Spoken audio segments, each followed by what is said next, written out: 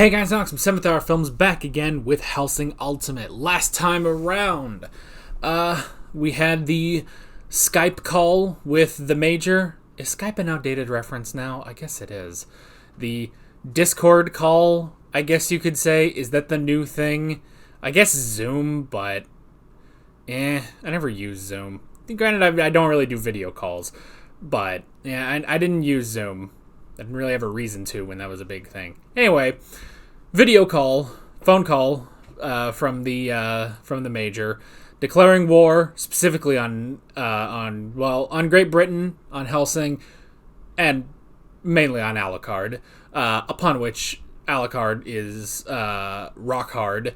And then Alucard was sent to a ship that was taken over by Rip Van Winkle, who was clearly out of her depth, was not prepared to fight Alucard, and instead was just completely obliterated.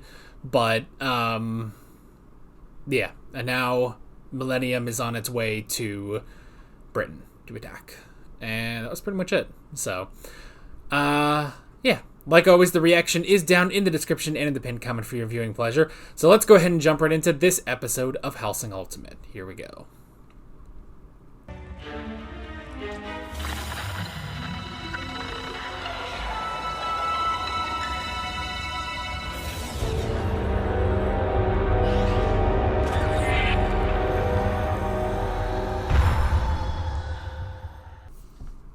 Alrighty.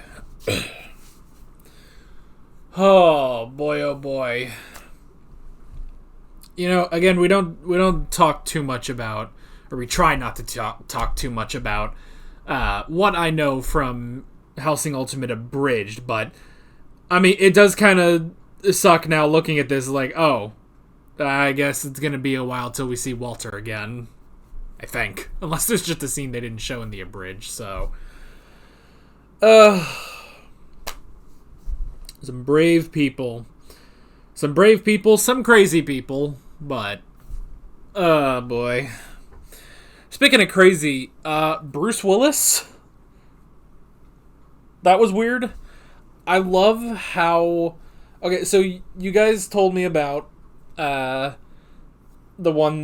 dream that Saris had, where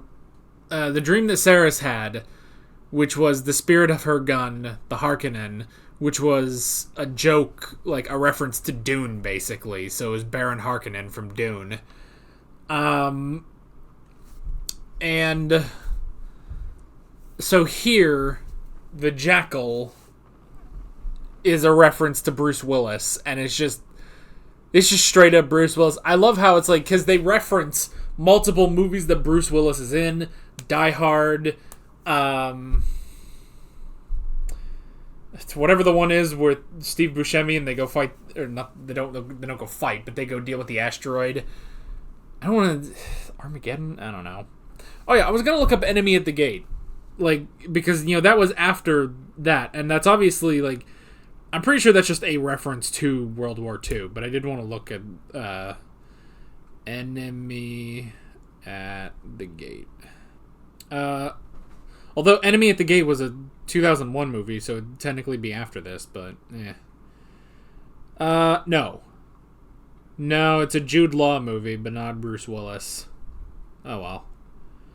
I know that would have been a stretch, and that would have been weird, but that would have also just been funny if that was also a Bruce Willis reference, but that's alright. Anywho. But that was strange. But I love how in this joke reference to Bruce Willis, they're kind of accurate, where they're like, hang on. They're kind of accurate when they talk about, like, oh yeah, you know, and now, you know, I'm the guy who will show up as a cameo in any weird bad movie that you have. And it's like, yeah, that's Bruce Willis. Have you seen Bruce Willis's career recently? It's so bad and ridiculous, you know? It is ridiculous how many movies he makes, upon which he's there for what I'm sure is all of 3 days, and then he just, you know, cashes his check and that's it, you know? So yeah. So that was weird. That was weird, but hey, I guess if you want to. But again, it's like, because we kind of said this earlier when they referenced like, there's a Star Wars like fan club called Millennium, based on the Millennium Falcon, and I was just like, wow, it's amazing how they will just reference movies just so blatantly, and I feel like so many things, even, well, I mean, like, I've seen other animes, not just stuff like, well, in the dub of JoJo's Bizarre Adventure, they have to change a lot of the stand names and stuff. Whereas I've seen things that, reference movies, but they can't just outright say the movies, Hellsing just doesn't care. What are they going to do? What are they going to do? I want to believe that's partly because this was an OVA and not aired on television, but I don't know. Anywho, but yeah. But there is an enemy at the gate. The Nazis are here. They brought their Spotify playlist. The whole city's on fire. It's terrible. Absolutely terrible. I do like the scene where, the whatever vampire girl is, she's tasked with taking on Integra and Saris, and she's like, oh, yeah, the piece of cake. I'll just easily defeat them. I do like how the Major is like, don't underestimate them. Like, yes, on paper, they are inexperienced. They don't, they shouldn't be too much of a problem. On paper, sure. However, Integra is the leader of the Hellsing organization. That's a big deal, That is a big deal to be the leader of that. She is also the only person in authority whom Alucard respects as authority. So, that also says something, Saris is an actual vampire. None of this chip garbage. She is an actual vampire, So, yes, on paper, sure, they are inexperienced. But I like how he even says, like, because they are inexperienced, it means you cannot predict them. You have no idea what they could do, what they could pull out at a moment's notice, So, I like that. I like that he is not underestimating, because, I mean, why would he underestimate his enemy, Like, that wouldn't make any sense, so I like that. That was good.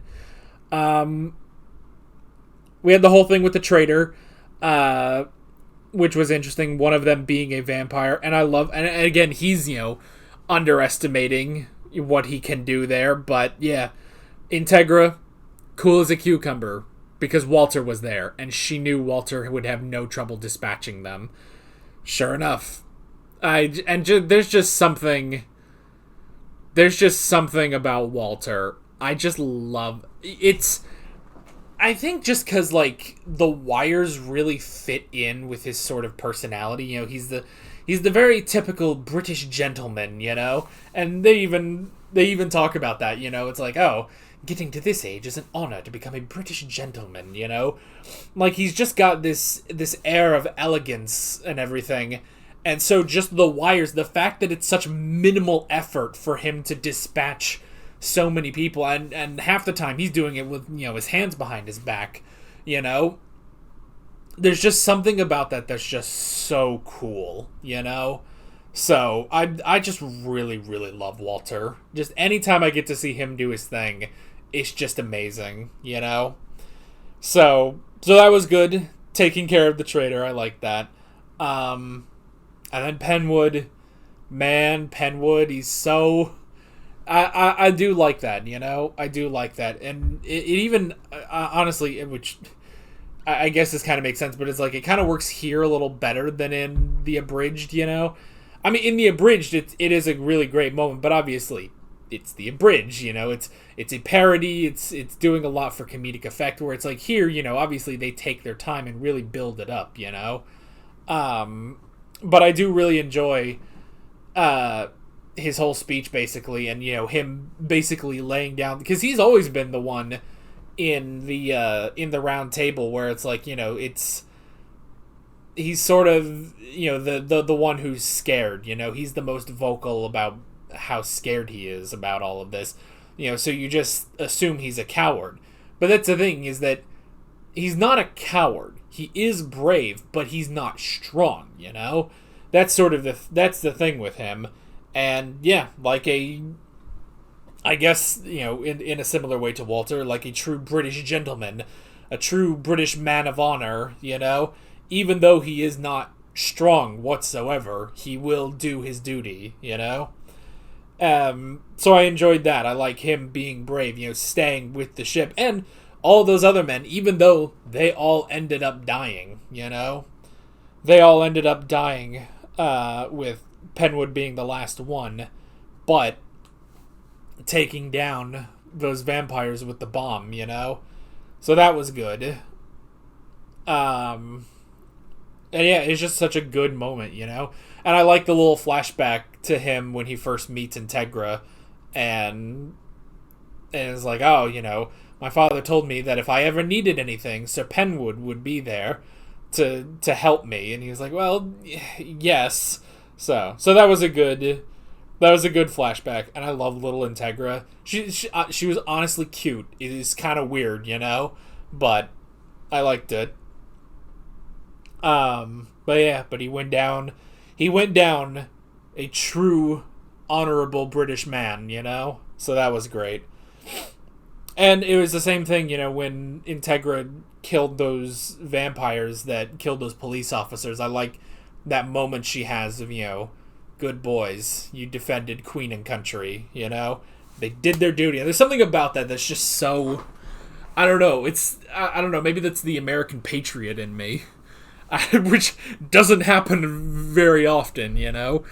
Doesn't happen very often, but there is something about, you know, an honorable death and, you know, dying for the right thing, you know? There's something about that is pretty awesome, you know?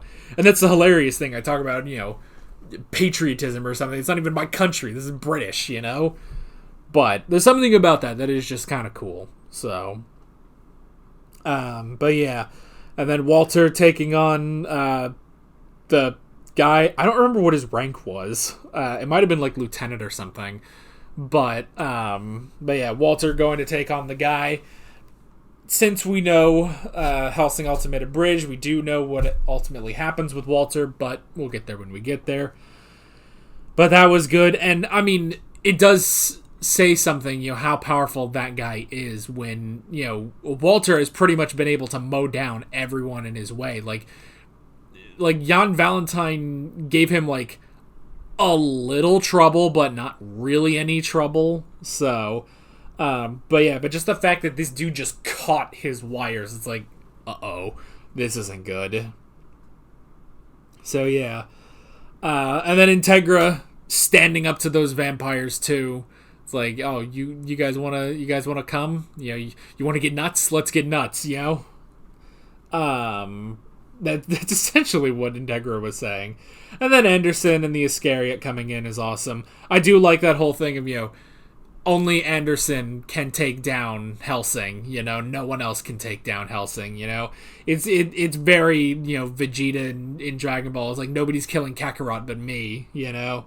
So, I like that. And we were properly introduced to Heinkel and Yumi, which that is the other thing with the Abridged. It's like, I don't know too much about Yumi. Like Heinkel, they feature a bit more prominently, but no, Yumi, I don't know. Now, she seems more vampiric, but I don't think she is.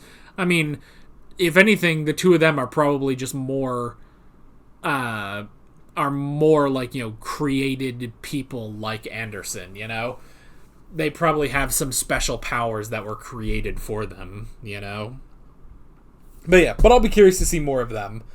But yeah, good stuff, and Alucard is now slowly on his way over. So yeah, really, really great stuff. I really enjoyed this episode. Even with the weird jokes about Bruce Willis. But yeah, but it was fun. But I enjoyed it. And of course, the imagery and the animation is just off the friggin' charts with this, you know? So I really enjoy that. Even, I mean, and of course there's all the terrible imagery as well, but just something about it is just like, oh man, these animators are just having a field day, you know? And it's like, I feel like you can enjoy that, like, even with some of the imagery. It's like, man, you know these animators had a lot of fun doing this, so I'm enjoying it. So, but yeah, that is pretty much it. With all of that being said, I'm Alex from 7th Hour Films, and I will see you guys next time. Take care. Alright guys, thanks for watching this video. There's a bunch of links on screen if you want to go click around any of those. There's a playlist with all of my Hellsing reactions, as well as another video you can go click on if you want.